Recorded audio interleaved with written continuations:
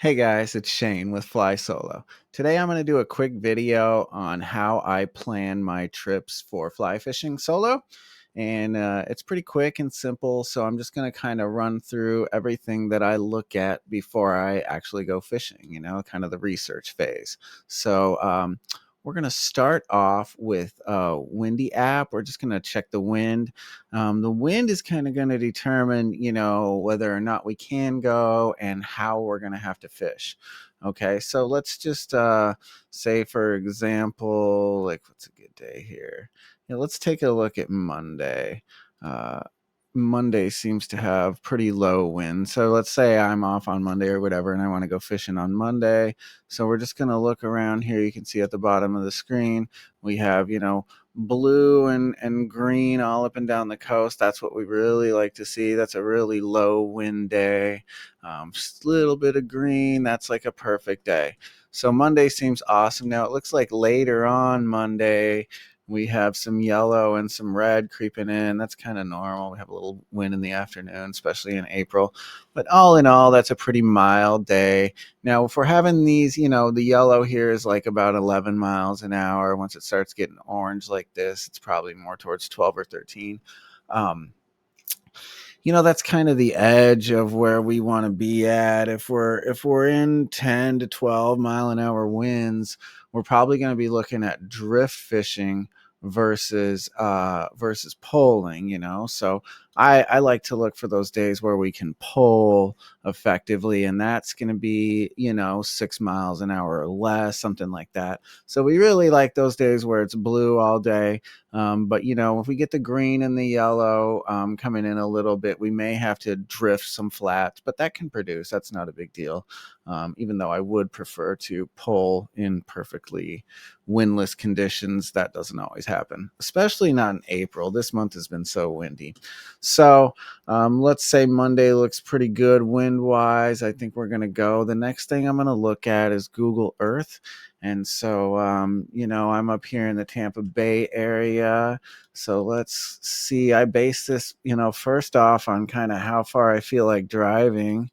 And so I'm going to look at a spot where I want to go. I may actually look at the tides first real quick.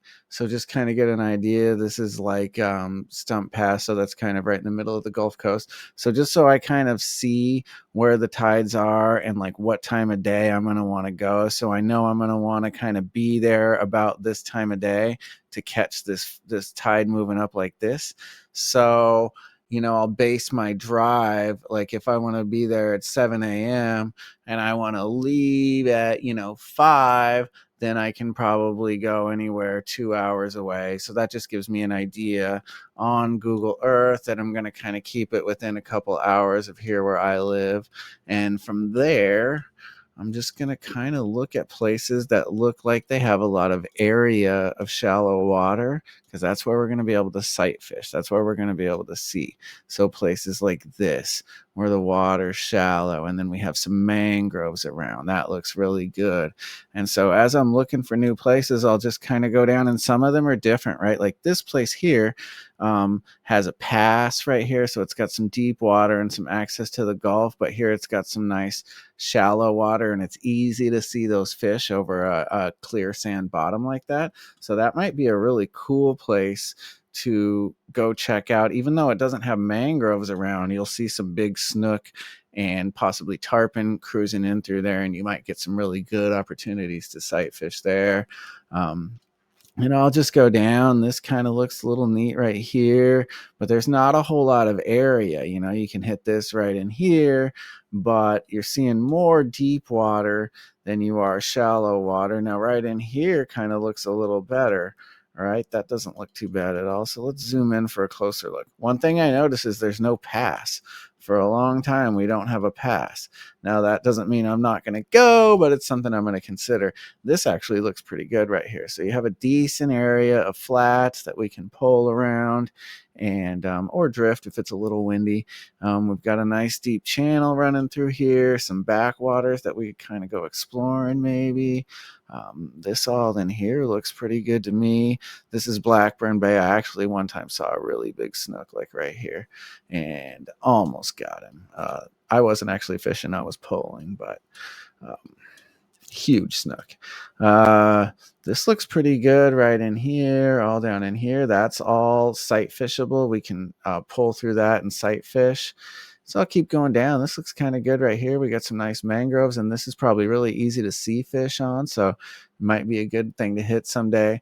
But again, I do kind of like when there's access to the Gulf like this, like a pass. Okay, I don't like to go too far away from a pass, so this might be fun to come hit this sand and some of these shallows in here, right around this little island. That all looks pretty cool. Let me zoom out just a little bit.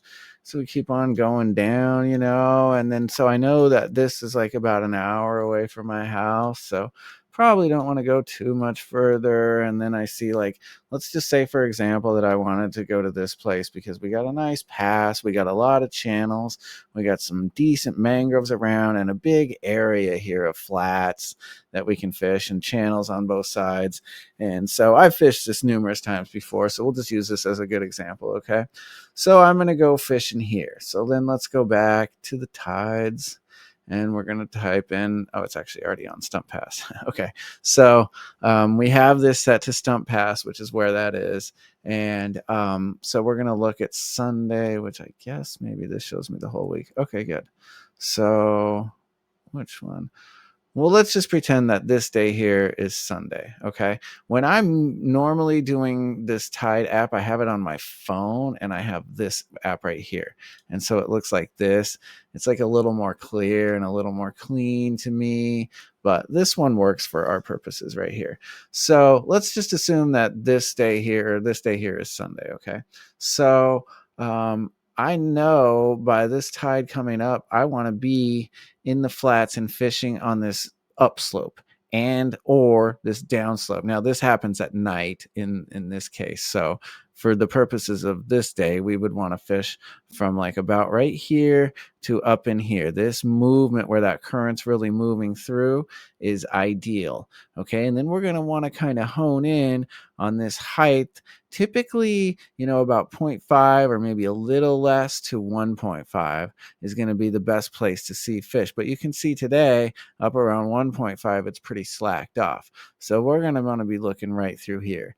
In the summertime, these tides are going to get way up higher, 2.5 and stuff like that. So about 0.5 to 1.5 is where I've found that I see the most redfish. But that could vary for you, and it could vary for other species of fish. Mostly I target redfish because that's the best thing to sight fish around here. So that definitely applies to them, though. Up around in here, they kind of hide out in the mangroves, and I just don't see them as much. And down around here, it almost seems like they kind of go to deeper water, and or it's tough to get into the flats. If you do see those real shallow water with the redfish tails, sometimes it's hard to navigate your way to them. I guess you could wade the flats, and that might be a good way to attack these negative tides when you see the redfish tails sticking up. But it's not something I usually do. I kind of like to pull through the flats and kind of sight fish them right around in this area. And yeah, that's just what works for me. So I know, let's say I want to be, on the flats. This is sunrise. And so it keeps telling me low tide. It won't stop. But so we know we want to be out on the water. So I probably would launch about, maybe 6:30, 7 o'clock, and then get everything set up and get out to the flats maybe like around 9, so that I'm hitting the prime right here. When that water is moving through the flats, we'll catch the redfish coming in and out of the mangroves, and that's kind of what we're looking for. The next thing that I would look at real quick is I'm going to go back to Google Earth, and I'm just going to search, and you can do this on the Maps app of your phone or whatever. iPhone Maps works, but we're just typing kayak launch or boat ramp if you have a trailer, and then you kind of just figure out a place that's easily accessible for you to launch. And so like I'll launch here a lot of times and then just shoot right out here, and then I can hit these flats right here. If the wind is bothering me, I'll come over on this side leeward and fish up this way. Okay, so that's kind of the gist of it. I'd rather look for a kayak launch here than one out here on the islands, because you don't want to cross those bridges and stuff. So it's much easier to launch here and then just cut across the intercoastal. even if you're trying to get to the beach, it's usually easier just to launch here and then shoot your boat ride out than to try to drive out here. Especially during tourist season, but even during the summer, those bridges, it can be hit or miss. So this is kind of what we look for, is like a kayak launch or a boat ramp that's on the land side, not out on the islands.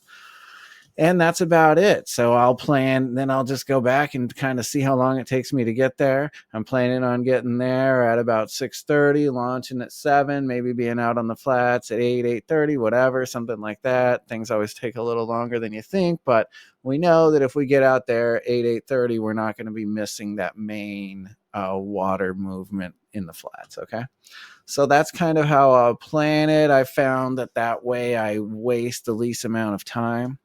And so that's about it, guys. I'm going to be fishing on Sunday, so hopefully I will be dropping some good footage on Monday or Tuesday.